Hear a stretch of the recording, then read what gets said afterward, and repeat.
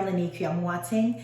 A massive shout out goes to each and every subscriber of mine. Thank you so very much for spending your precious time to watch my videos, and to everybody that watches me on YouTube. Thank you, and I truly appreciate it. So today, I'm here to talk to you about the huge setback that I had last year, or I would say from 2020, since I was in school and everything that was going on with me.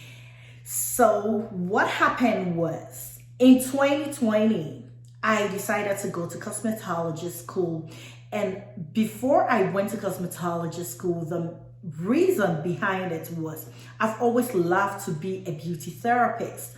But unfortunately, where I grew up, I didn't get the opportunity to do that. So once I got the opportunity, I thought that was time for me to do it. And that was in 2020.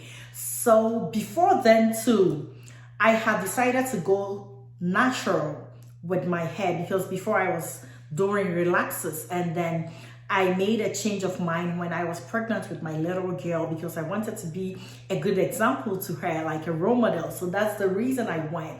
And so when I became natural, I realized that it was very difficult for me to grow my hair, and then we didn't really have help out there. I had to study. I had few setbacks. Oh, not few, like I had major setbacks when I started my natural hair journey. So that was when I made it a point, and I decided to study and grow my own hair, and I was able to grow my hair almost to my waist length. Like if you see the way my hair was previously and now, you'll be amazed how I've been able to lost it all.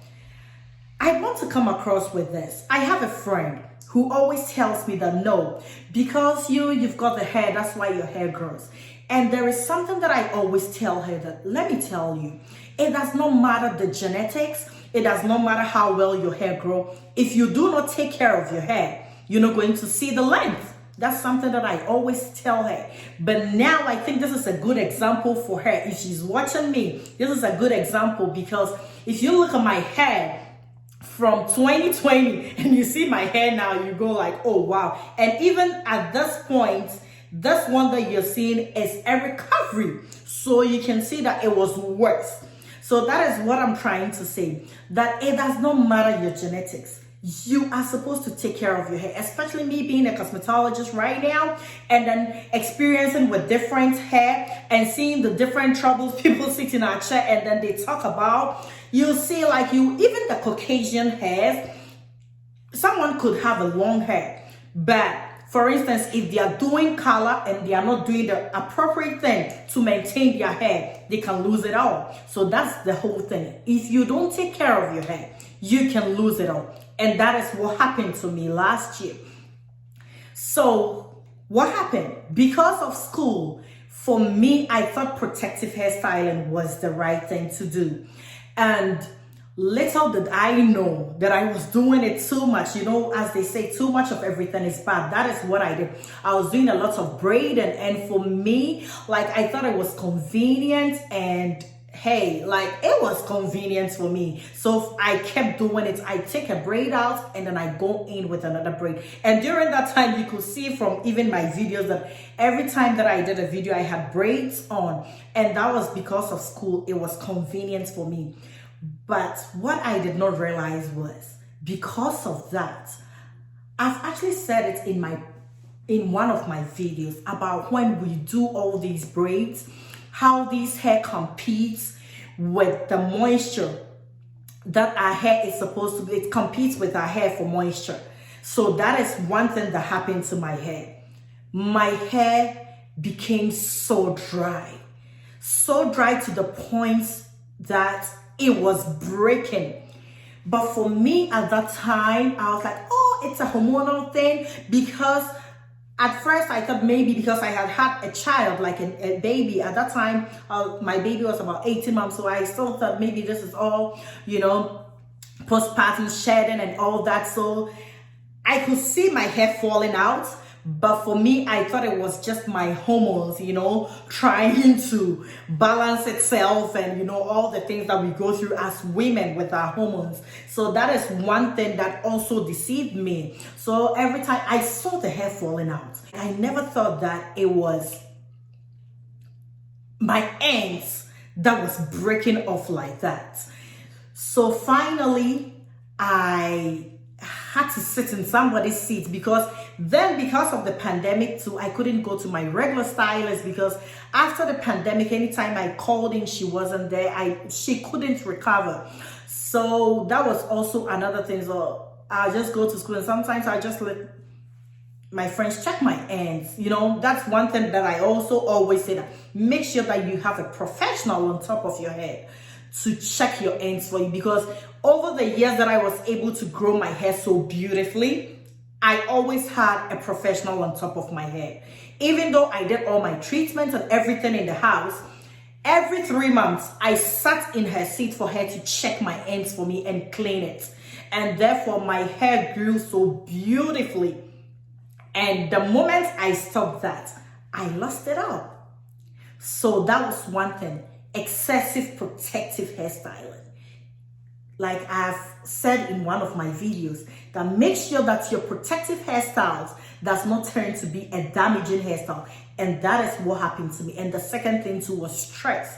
So for me, school, kids, and it was just too much, because I was doing 10 hours a day, and then you come home and then the kids were also there, even though I had my husband, a supportive husband that really helped me, it was still stressful, how to make sure that you were getting your exams right. And I went to Aveda, and trust me, it's a hair school, but once you go to Aveda, you might, what are we doing?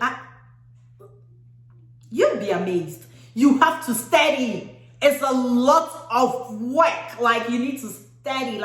It's a lot of studying, because every week we are writing on exams, and because they are preparing you also for your state board exam. So they do a good job. I love it. I enjoy every step of the way over there. So stress was also part of it. And I just want you to know that, no matter whatever we are going through, sometimes the stress, we just can't do anything about it. But we have to actually learn to take it easy.